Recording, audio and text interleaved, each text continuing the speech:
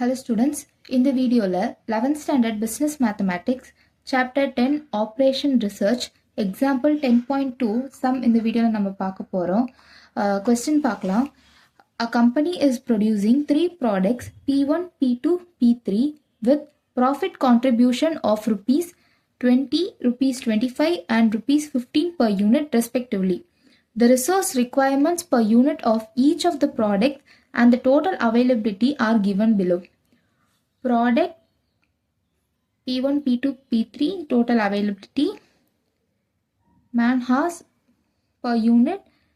For product 1 is 6, for product 2 is 3, for product 3 is 12.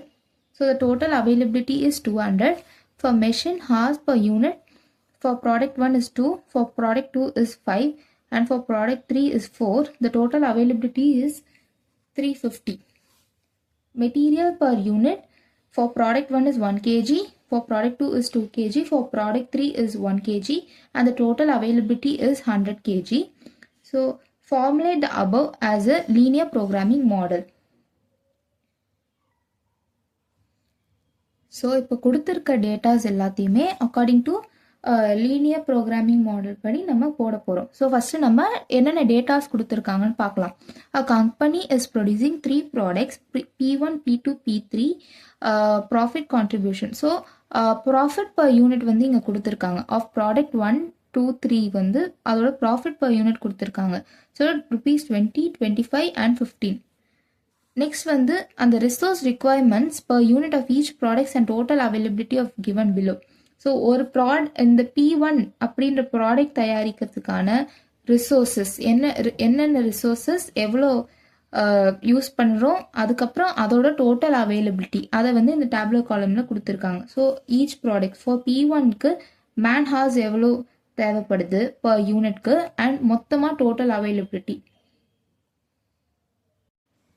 இப்போது கொஸ்டினில் கொடுத்துருக்கிற டேட்டாஸ் எல்லாமே வச்சு as per linear programming model பண்ணி நம்ம எழுதணும். ஸோ கொஸ்டினில் ஃபஸ்ட்டு என்னென்ன டேட்டாஸ் கொடுத்துருக்காங்க, அதாவது இன்ஃபர்மேஷன்ஸ் கொடுத்துருக்காங்கன்னு ஃபஸ்ட்டு பார்க்கலாம். ஸோ ஒரு கம்பெனி வந்து 3 ப்ராடக்ட்ஸ் ப்ரொடியூஸ் பண்ணுது P1, P2, P3ன்னு. தென் அதோட ப்ராஃபிட் கான்ட்ரிபியூஷன், அதாவது ப்ராஃபிட் பர் யூனிட் வந்து கொடுத்துருக்காங்க. ஃபார் P1 வந்து 20, for P2 25 and for P3 it is 15. அதுக்கப்புறம் இந்த P1, P2, P3 ப்ரொடியூஸ் பண்ணுறதுக்கான எவ்வளோ ரிசோர்ஸ் தேவைப்படுது அண்ட் மொத்த ரிசோர்ஸோட அவைலபிலிட்டி இது எல்லாமே இந்த டேபிளில் கொடுத்துருக்காங்க.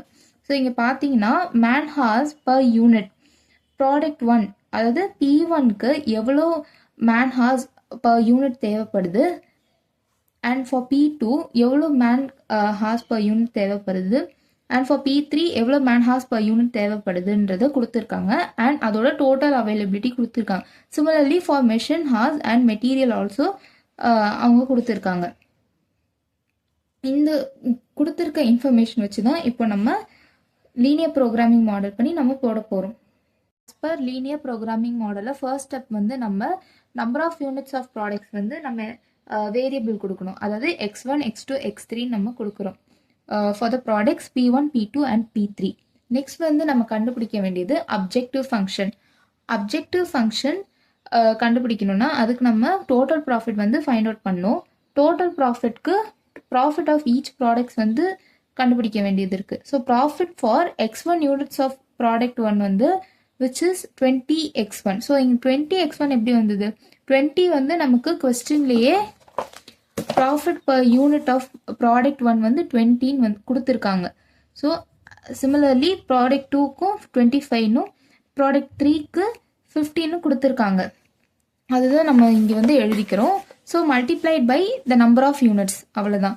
So profit for x1 units of P1 வந்து 20x1, profit for x2 units of P2 வந்து 25x2, profit of x3 units of P3 வந்து 15x3.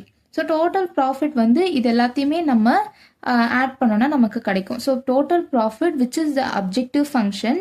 ஸோ அது எல்லாத்தையுமே நம்ம ஆட் பண்ணிட்டோம். So 20x1 plus 25x2 plus 15x3. Next நம்ம constrains கண்டுபிடிக்க போகிறோம். ஸோ கன்ஸ்ட்ரெயின்ஸ் வந்து கொஸ்டினில் பார்த்தீங்கன்னா இந்த டேப்லோ காலமில் ஒரு ப்ராடக்ட் வந்து ப்ரொடியூஸ் பண்ணுறதுக்கு எவ்வளோ ரிசோர்ஸஸ் தேவைப்படும் அண்ட் அதோட டோட்டல் அவைலபிலிட்டி கொடுத்துருக்காங்க இல்லையா, அதுலேருந்து தான் நம்ம இப்போ கன்ஸ்ட்ரெயின்ஸ் எழுத போகிறோம். ஸோ ஃபர்ஸ்ட் கன்ஸ்ட்ரெயின் பார்த்தீங்கன்னா நம்ம மேன் ஹார்ஸ் தான் எடுக்க போகிறோம். மேன் ஹார்ஸ் வந்து ஃபார் ப்ராடக்ட் ஒன் வந்து 6 கொடுத்துருக்காங்க, ஃபார் ப்ராடக்ட் 2 வந்து 3 கொடுத்துருக்காங்க, ஃபார் ப்ராடக்ட் 3 வந்து 12 கொடுத்துருக்காங்க. ஸோ இது எல்லாத்தையுமே அதோட நம்பர் ஆஃப் யூனிட்ஸோட மல்டிப்ளை பண்ணி which is less than or equal to 200 போடுறோம். ஸோ 200 வந்து இந்த டேப்லர் காலமில் பார்த்தீங்கன்னா டோட்டல் அவைலபிலிட்டி. ஸோ இது மொத்த ரிசோர்ஸுமே, அதாவது மேன் ஹார்ஸ் வந்து இந்த 3 ப்ராடக்ட்டுக்குமே அப் டு 200 வரைக்கும் தான் யூஸ் பண்ண முடியுன்ற போல் கொடுத்துருக்காங்க. ஸோ அதனால தான் கன்ஸ்ட்ரெயின்ஸில் பார்த்தீங்கன்னா less than or equal to up to 200ன்றதால less than or equal to 200 எழுதுறோம். இப்போ சிமிலர்லி மெஷின் ஹார்ஸும் மெட்டீரியலும் எழுதியிருப்போம். ஸோ ஃபார் மெஷின் ஹார்ஸ் பார்த்தீங்கன்னா டேப்லர் காலமில் ஃபார் ப்ராடக்ட் 1 2 கொடுத்துருப்பாங்க, ஃபார் ப்ராடக்ட் 2 வந்து 5 கொடுத்துருக்காங்க, ஃபார் ப்ராடக்ட் 3 4 கொடுத்துருக்காங்க. ஸோ அதை தான் நம்ம அப்படியே எழுதிக்கிறோம் அண்ட் அதை வந்து மல்டிப்ளை பண்ணிக்கிறோம் நம்பர் ஆஃப் யூனிட்ஸு கூட. ஏன்னா இங்கே வந்து ஒரு ஃபார் எக்ஸாம்பிள் இங்கே பார்த்தீங்கன்னா ப்ராடக்ட் 1 மெஷின் ஹார்ஸ் வந்து 2ன்னு கொடுத்துருக்காங்க. ஸோ இது வந்து ப்ராடக்ட் 1 ஆஃப் ஒரு யூனிட்க்கு product 1 of per unit of product 1 வந்து மெஷின் ஹார்ஸ் ரிக்குவயர்மெண்ட் வந்து 2ன்னு கொடுத்துருக்காங்க. ஸோ இப்போ நம்ம இங்கே கண்டுபிடிக்கிறது பார்த்தீங்கன்னா x1 units of product 1. So அதனால தான் கொடுத்துருக்கிற மெஷின் ஹார்ஸோட நம்பர் ஆஃப் யூனிட்ஸை வந்து நம்ம மல்டிப்ளை பண்ணுறோம். ஸோ சிமிலர்லி 5x2 + 4x3 அதே தான் இந்த மெஷின் ஹார்ஸ் ஃபார் ப்ராடக்ட் 2ம் ப்ராடக்ட் 3யும் எல்லாத்தையுமே நம்பர் ஆஃப் யூனிட்ஸோட மல்டிப்ளை பண்ணி which is less than or equal to 350. ஏன் 350னா இதுதான் டோட்டல் அவைலபிலிட்டி. 350க்கு மேலே இருக்காது, அப் டு 350 வரைக்கும் தான் இருக்க முடியும். சேம் மெட்டீரியலுக்கும் மெட்டீரியல் ரிக்குவயர்மெண்ட் பார்த்தீங்கன்னா ஃபார் ப்ராடக்ட் 1 வந்து 1 தான். ஸோ அது ஜஸ்ட் 1 × x1னா x1 தான் இருக்கும், plus 2x2 for material requirement for product 2 பார்த்தீங்கன்னா 2 தான். ஸோ அதை வந்து into number of units of product 2க்கு நம்ம மல்டிப்ளை பண்ணிக்கிறோம். அண்ட் தென் x3 அதாவது மெட்டீரியல் ரிக்குவயர்மெண்ட் ஃபார் ப்ராடக்ட் 3 வந்து 1 தான். ஸோ 1 × x3னா ஜஸ்ட் வெறும் x3 தான். So which is less than or equal to 100. 100 வந்து which is total availability of material. Next வந்து நம்ம ஃபைண்ட் அவுட் பண்ண வேண்டியது நான் நெகட்டிவ் ரெஸ்ட்ரிக்ஷன். நான் நெகட்டிவ் ரெஸ்ட்ரிக்ஷன் தான் நான் முன்னாடியே சொல்லியிருந்தேன்.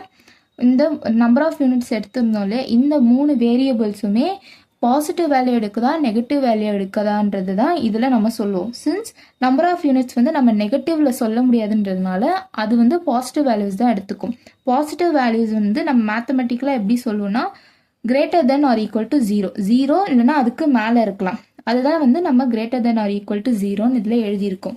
ஸோ தேர்ஃபோர் வந்து இது எல்லாத்தையுமே மொத்தமாக சேர்த்து கம்பைன் பண்ணி ஆர்டரில் எழுதியிருக்கோம். ஃபர்ஸ்ட் வந்து நம்ம அப்ஜெக்டிவ் ஃபங்க்ஷன் எழுதணும் which is nothing but the total profit z is equal to 20x1 plus 25x2 plus 15x3 subject to the constraints. constraints வந்து நம்ம எழுதியிருந்தோம் இல்லையா, இந்த machine horse man horse material எல்லாத்தையுமே திருப்பி எழுதணும். நம்ம இங்கே எழுதிட்டு கடைசியாக அந்த நான் நெகட்டிவ் ரெஸ்ட்ரிக்ஷன்ஸ் கீழே எழுதணும் இல்லையா, அந்த 3 வேல்யூஸ் வந்து ஏதோ பாசிட்டிவ் ஆர் நெகட்டிவ் வேல்யூஸ் எடுக்குதான்றதை மென்ஷன் பண்ணிடணும்.